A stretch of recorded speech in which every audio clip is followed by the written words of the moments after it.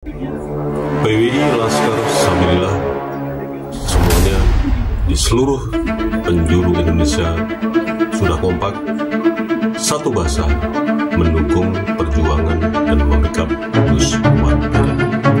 Lalu apa langkah selanjutnya? Tidak ada cara lain kecuali persekusi balik.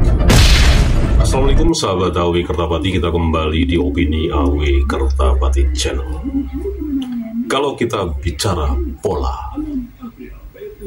pola itu sudah jelas dan sudah bisa kita petakan bagaimana pola klan Balawi yang menyuruh muhibin-muhibinnya di semua wilayah yang ada di Indonesia ini.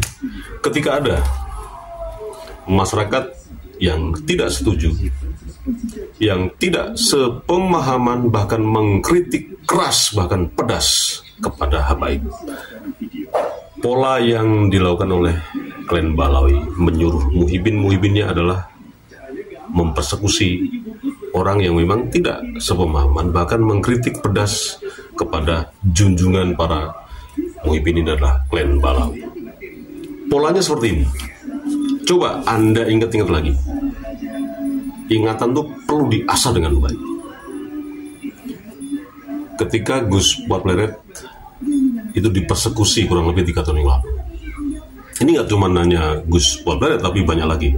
Tapi kita fokus pada polanya dan harus bagaimana kita nanti. Sebelum dipersekusi Gus Muhammad Peret oleh para muhibin dan klan Balawi sudah koordinasi dengan baik kepada aparat kepolisian setempat, entah Polres, entah Polsek, bahkan mungkin saja Kapolda yang ada di sekitaran Pondok Pesantren Rodotul Fatihah milik Gus Muhammad Peret. Ini terbukti ketika mendatangi pondok pesantren tersebut, kan aman-aman aja, wong dikawal oleh polisi. Dan para santri di Gus Muhammad Peret juga ya pasti dong oke-oke saja. Ini pasti ada niat baik dan seterusnya, walaupun ya dengan hal-hal yang kadang-kadang kita juga tidak tahu. Dan akhirnya apa? Terjadi kan di situ kerusuhan. Dan apa akhirnya? Gus Muhammad Peret yang menjadi korban, yang seharusnya bisa melaporkan balik muhibin dan klan Balawi. Oke kan, polanya seperti itu. Kita ingat lagi sekarang peristiwa tindak kekerasan, tindak penyebaran berita bohong, tindak pengerusakan Bahar Demit yang dilakukan bersama-sama gerombolannya lintas ormas katanya di Bekasi, Grand Wisata Kota Bekasi, Kloster Riverton, rumah Gus Adin Arifin. Bagaimana polanya? Sama kan? Bahar Demit bilang, saya sudah koordinasi dengan Kapolres, saya sudah koordinasi dengan Kapolsek. Tapi ujung-ujungnya apa? Ketika dia teriak-teriak di situ, melakukan tindak intimidasi ke keluarga Gus Adin Arifin, melakukan pengerusakan beberapa fasilitas yang di rumah Gus Adin Arifin, bahkan menyebarkan berita bohong melalui channel-channel cecunguk asu bajingan muhibin, mencerminkan nama baik Gus Adin Arifin. Bahkan RT RW setempat di situ juga mendukung. Polanya sama kan? Dan pola-pola yang lain hampir sama. Yang kemarin juga di Klaten sama juga polanya seperti itu. Jadi akan melakukan tindakan kriminalisasi, persekusi, tapi bagaimana klan Balawi itu merasa dilindungi oleh pihak yang berwajib. Di sini jangan menyalahkan kepolisian. Ingat ya, kepolisian tidak tahu menahu. Kepolisian hanya menerima laporan oleh masyarakat. Ya, kenapa tidak diterima laporan tersebut? Yang mohon maaf, kepolisian tidak tahu menahu yang sebenarnya tujuan para klan Balawi yang menyuruh muhibin-muhibinnya ini. Ya kita tidak bisa menyalahkan pihak kepolisian.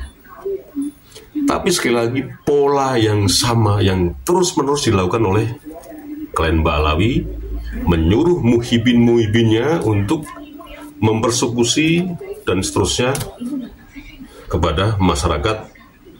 Apalagi sekarang ya, kasus Rizik Syihab yang mengajak perang tapi minta diserang duluan, yang mengajak ngasah golok tapi minta digolok duluan, polanya juga seperti itu. Bahkan jadi begini nih, pola Ba'alawi Rizik Syihab terutama, pola nasional untuk bagaimana membuat teror kepada masyarakat agar takut. Polanya adalah bagaimana strategi busuk dulu yang sekarang terus masih dilakukan soal kasus KM50. Ini strategi secara nasional karena menyangkut beberapa pihak dan fokusnya kepada kepolisian. Kurang lebih seperti itu kan.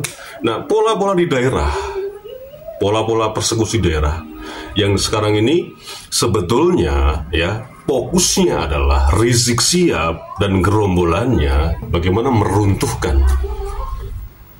Akhirnya Gus Fuad hancur, gitu, selesai. Orang tidak bisa lagi membahas nasab. Ya bisa, tapi ya gitu-gitu aja. Karena mau tidak mau harus kita akui Gus Fuad sebagai pion bagaimana terus memancing lawan untuk keluar, dan terbukti kan. Mereka juga sama melakukan strategi seperti itu yang saya bilang di awal. Strategi secara nasional menggunakan konsep busuk soal KM50, menggunakan strategi parsial ya, mempersekusi tokoh-tokoh PWI ini yang di wilayah ini dengan cara apa? Pola dengan bekerja sama dengan pihak yang berwajib. Lalu bagaimana? Pola mereka seperti itu. Ya kita juga jangan goblok-goblok amat. Lakukan yang sama, tiru yang sama, dan persekusi balik.